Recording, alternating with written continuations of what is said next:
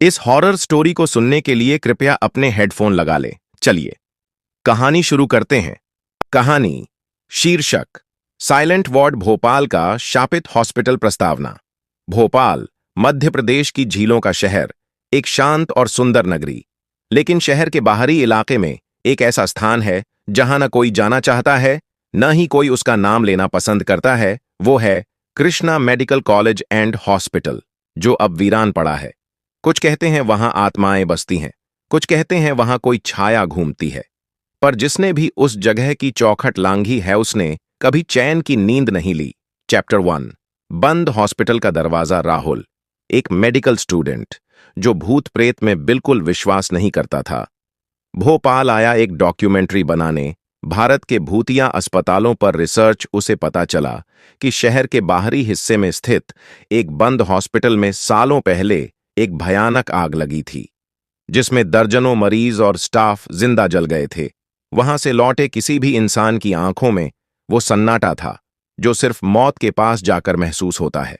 राहुल ने अपनी टीम बनाई। Anvita camera woman, Kabir sound engineer और रीमा रिसर्चर। वे सब जिज्ञासु थे, लेकिन किसी को अंदाजा नहीं था कि ये जिज्ञासा उनकी सबसे बड़ी गलती बन जाएगी। चैप्टर 2। पहली रात के ठीक 12 बजे टीम हॉस्पिटल के अंदर दाखिल हुई। दरवाजा जंग लगा था, लेकिन जैसे किसी ने उसे अंदर से खोला हो। अंदर की हवा ठंडी, भारी और असामान्य थी। ऐसा लग रहा था जैसे वक्त वहां रुक गया हो। उन्होंने अपने उपकरण निकाले, कैमरे, टॉर्च, माइक्रोफोन। जैसे ही वे वार्ड नंबर 6 में पहुंचे, अन्विता का कैमरा खुद ब खुद बंद हो गया। कबीर ने मजाक में कहा, लगता है यहां के भूतों को कैमरा पसंद नहीं। लेकिन उसी वक्त किसी ने उसके कंधे पर थपकी दी। वह पलटा, कोई नहीं था तभी।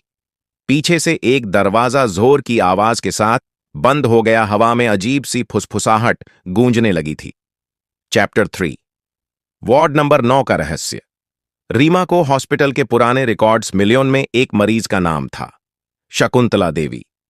मानसिक बीमारी के इलाज के दौरान उसने दावा किया था कि हॉस्पिटल के डॉक्टर उस पर प्रयोग कर रहे हैं।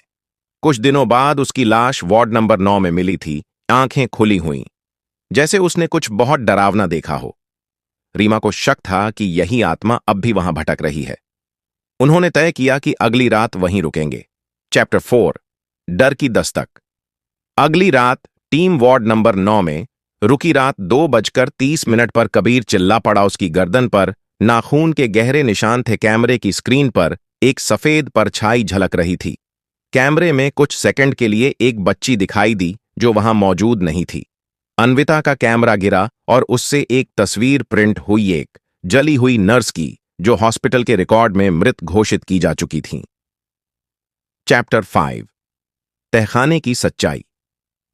अगली सुबह रीमा ने तहखाने का नक्शा खोज निकाला। वहां एक पुरानी ऑपरेशन थिएटर थी, जिसे आग के बाद बंद कर दिया गया था। वे सब नीचे गए। अंधेरे में एक लाल बत्ती धीमी धीमी टिमटिमा रही थी।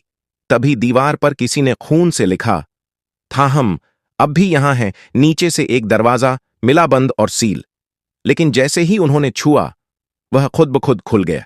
अंदर घुप अंधेरा और एक ठंडी हवा का झोंका था। राहुल को ऐसा लगा जैसे किसी ने उसके कान में फुसफुसाया, तुम लौट नहीं पाओगे। चैप्टर 6। आत्मा का प्रकट होना। रात होते ही रीमा की तबीयत बिगड़ने लगी। उसका शरीर अकड़ गया, आंखें उलट गईं। वह जोर जोर से चीखने लगी और अजीब भाषा में कुछ बड़बड़ाने लगी। राहुल ने उस पल रिकॉर्ड किया और देखा, रीमा की आंखों में शकुंतला देवी की तस्वीर झलक रही थी। कुछ ही देर में रीमा बेहोश हो गई। चैप्टर 7। कौन था असली दोषी। अन्विता ने पुराने अखबारों और फाइलों में खोज कर पाया कि उस आग की असली वजह था एक डॉक्टर डॉ अनिरुद्ध, जो अवैध मानव प्रयोग कर रहा था। जब मरीजों ने विरोध किया, उसने वार्ड में आग लगा दी और खुद गायब हो गया। माना गया कि वह भी मर गया, लेकिन तहखाने की फाइलों में उसकी हैंडराइटिंग अब भी थी। चैप्टर 8। आखिरी रात। टीम ने तय किया कि वे आज रात आखिरी बार हॉस्पिटल में रुकेंगे और आत्मा की मुक्ति के लिए पूजा करेंगे। लेकिन जैसे ही वे पूजा शुरू करते हैं, पूरा हॉस्पिटल कांपने लगता है। वार्ड नंबर 9 से चीखें आने लगती हैं, बच्चे की हंसी गूंजती है, दीवारों पर खून के निशान उभरते हैं। कबीर अचानक गायब हो जाता। हैराहुल उसे ढूंढता है तो देखता है तह खाने में कबीर खून से लथपथ पड़ा है।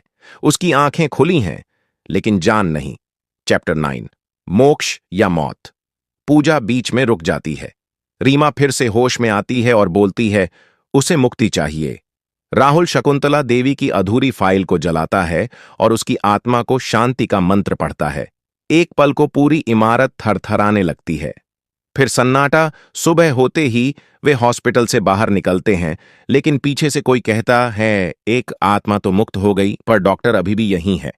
अगर आपको ऐसी ही डरावनी और रोमांचक हॉरर स्टोरी सुनने के लिए हमारे इस चैनल को सब्सक्राइब करें और लाइक करें और पार्ट 2 के लिए कमेंट करें।